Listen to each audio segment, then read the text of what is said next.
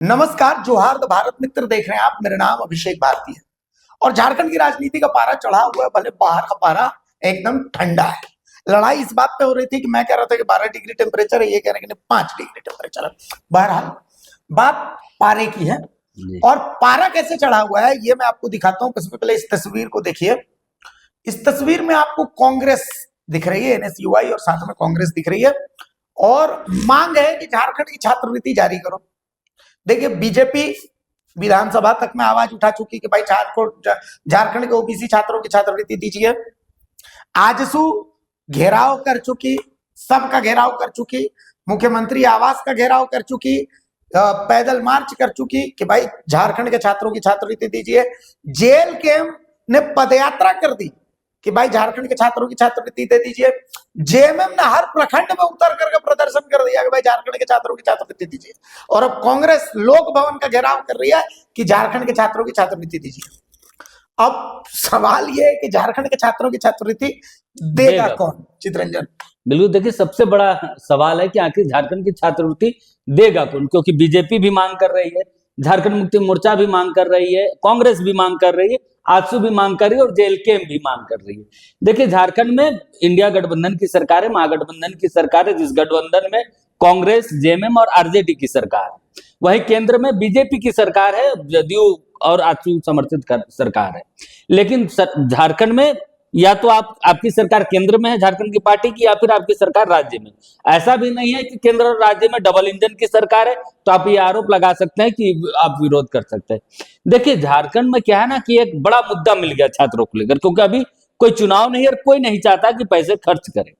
झारखंड सरकार के जो मंत्री है चमरा लिंडा, विधानसभा में उन्होंने कहा था कि वो दिल्ली जाएंगे और दिल्ली में बातचीत करेंगे विभागीय मंत्री से, और वो पैसा अगर नहीं देंगे तो झारखंड सरकार अपने खाते से पैसा देगी। उन्होंने कहा था कि कोई रास्ता झारखंड सरकार निकालेगी, लेकिन अब तक राज्य सरकार ने कोई जो विकल्प है वो नहीं निकाला। सबसे और दूसरी बात, बीजेपी आरोप लगा रही है कि राज्य सरकार जो है वो नहीं दे, यानी कि फुटबॉल जो छात्र है वो फुटबॉल बन चुका है और एक गोलकीपर जो है दूसरी तरफ गोल करने की कोशिश कर रहे और दूसरा पार्टी जो है इधर गोल करने की कोशिश कर रहे, और ये फुटबॉल छात्र बने हुए और दोनों सभी पार्टियां, चाहे पक्ष हो या फिर विपक्ष हो, दोनों ही पार्टियां उस छात्रों को फुटबॉल की तरह इधर से उधर फेंक रहे। लेकिन इसमें सबसे ज्यादा नुकसान ऐसे ग्रामीण छात्रों को का जो छात्र छात्रवृत्ति के भरोसे ही पढ़ाई करते हैं, क्योंकि जो छात्र 15,000 20,000 ऐसे छात्रवृत्ति मिलता है उनको, मतलब पूरा उनका कोर्स का जो फी है उससे ज्यादा वो छात्रवृत्ति मिलता है। अब कैसे छात्र आपको मिल जाएंगे जो एडमिशन नहीं ले पा रहे इसके कारण, यानी कि उनका जो पढ़ाई का नुकसान तो हो ही रहा है। देखिए, हम लाख वादे कर ले, लाख हम घोषणाएं कर ले छात्रों को लेकर, बड़ी बड़ी बातें कर ले, लेकिन ये देखिए राजनीतिक मुद्दा छात्रों का नहीं होना चाहिए। इसमें जो है छात्रों को लेकर अगर केंद्र ने बकाया रोका हुआ है, केंद्र अपना अंशदान नहीं दे रही, तो इसमें सबको बातचीत करना चाहिए। इस तरह सड़क पर उतरकर सिर्फ छात्रों के भविष्य के साथ राजनीति नहीं होनी चाहिए। अच्छा, सबसे बड़ी चीज इसमें एक तकनीकी पेच है। इस तकनीकी पेच को भी समझना बहुत जरूरी है कि छात्रवृत्ति क्यों नहीं मिल रही है। बिल्कुल। असल में इसमें सबसे पहले राज्य सरकार का पक्ष समझिए, जो अभी कांग्रेस के नेता भी दावा कर रहे थे कि भाई इतना पैसा मांगा गया, मिला मात्र इतना, इतना पैसा मांगा गया, मिला मात्र इतना। झारखंड विधानसभा में सुदीव्य कुमार सोनू जो मंत्री है, उन्होंने भी चैलेंज किया था कि भाई आप जो है वो बहस कीजिए कि भाई 2022 में इतना पैसा मांगा गया, मिले मात्र 1/4 पैसे। 2023 में इतना पैसा मांगा गया, मिले मात्र 1/4 पैसे रुपए। और आरोप उन्होंने लगाया कि बीजेपी या आजसू जो है वो इस पर बहस नहीं करना चाहती। उन्होंने कहा कि भाई मैं तो राज्य के सांसदों से भी निवेदन करता हूं कि वो हमारे साथ दिल्ली में चल के इसकी आवाज बुलंद करें। ये एक पेच हो गया। अब केंद्र सरकार का पक्ष समझिए। केंद्र सरकार का पक्ष है कि एक यूटिलिटी सर्टिफिकेट होता है। भाई कोई भी विधायक है, मान लिया वो विधायक फंड का पैसा कैसे खर्च कर रहा है, तो वो एक यूटिलिटी सर्टिफिकेट। बिल्कुल। तो केंद्र से जो ग्रांट मिलता है, उस ग्रांट के एवज में एक यूटिलिटी सर्टिफिकेट होता है। वो यूटिलिटी सर्टिफिकेट केंद्र को नहीं दे पा रही है राज्य सरकार कि हमने इन पैसों को कैसे खर्च किया, केंद्र का ये कहना, पहली चीज। दूसरी चीज, अब इसमें तकनीकी पक्ष भी आपको समझना पड़ेगा। तकनीकी पक्ष क्या है? तकनीकी पक्ष ये है कि जो छात्रवृत्ति, जैसे एसटी छात्रों की छात्रवृत्ति है तो उसका पूरा पैसा राज्य सरकार वहन करती है। एससी छात्रों का जो छात्रवृत्ति है 70% केंद्र वहन करता है, 30% राज्य वहन करती है। ओबीसी छात्रों की है 60% केंद्र वहन करता है, 40% राज्य वहन करता है। ये एक फॉर्मूला है।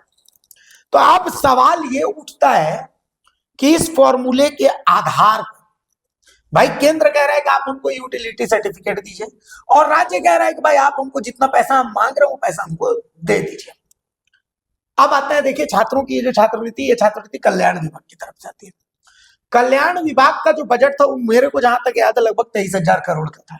उस 23,000 करोड़ में लगभग 14,000 करोड़ जो है वो तो सिर्फ मैया सम्मान के लिए थे, 4,000 करोड़ जो है वो पेंशन की थी और इसके अलावा जो बची राशि थी वो राशि छात्रवृत्ति के लिए थी। इस बजट का ये प्रावधान मैं आपको बता रहा हूं। उस बजट में कहीं भी ऐसा नहीं था कि भाई केंद्र से मिले एड के आधार पर हम छात्रवृत्ति देंगे या ये वो दिस दैट, उस तरीके की कोई बात। क्योंकि मुझे राधा कृष्ण किशोर का वो बजट भाषण याद है जिसमें उन्होंने कहा था कि हमको इसके लिए किसी केंद्र के पैसे की जरूरत नहीं, हम सक्षम है, सरप्लस मनी है हमारे पास जिससे हम अपने जितनी योजनाएं उन योजनाओं को चला सकते हैं। देखिए इस पर अभिषेक एक चीज है कि जो फाइनेंस मिनिस्टर है वो उनका अलग अलग बयान अलग अलग स्थानों पर अलग अलग, कहीं वो कहते हैं कि क्योंकि न सिर्फ वित्त विभाग की बाकी और भी मंत्री हैं, कहीं वो कहते, कभी वो कहते हैं कि उनके पास पैसे की कमी है, कभी वो कहते हैं कि उनके पास पैसे की कोई कमी नहीं है, बल्कि ग्राउंड रियलिटी है ये है कि राज्य सरकार वर्तमान में जो है जो अपने विभाग पैसे भी खर्च नहीं कर पा रही। दूसरा जो है वो जितना वो इनकम उन्होंने एक जो आंकड़ा रखा था कि वो इतना इनकम करेगी उसके आसपास भी अभी तक सरकार नहीं पहुंच पाई है। तो बहुत सारे इसमें नहीं तो अब इसमें दिक्कत यही है कि अब तो पिस गए इसमें छात्र ही। बिल्कुल। और जो मतलब हमारा आकलन ये कहता है कि अब चुनाव तक छात्रों के पास कोई उपाय नहीं है, वो ऐसे ही खींचते रहेंगे। देखिए अभिषेक यही कारण है कि मैंने कहा कि छात्र जो है वो फुटबॉल बन चुके हैं। देखिए इसमें ना तो जेल कैम्प, एक तस्वीर साफ है कि इसमें जेल कैम्प का कोई रोल नहीं है। आंसू क्योंकि केंद्र में है, सहयोगी बनी हुई, तो वो अगर लगता है उनसे बातचीत करना चाहिए तो आंसू को भी इस पर सड़क पे प्रदर्शन ना करके दिल्ली में बातचीत करना चाहिए कि हमारे, क्योंकि वो ओबीसी की राजनीति करती है। आंसू का वोट बैंक कौन है? आंसू का वोट बैंक ओबीसी है। ओबीसी छात्रों की छात्रवृत्ति रोकी गई है।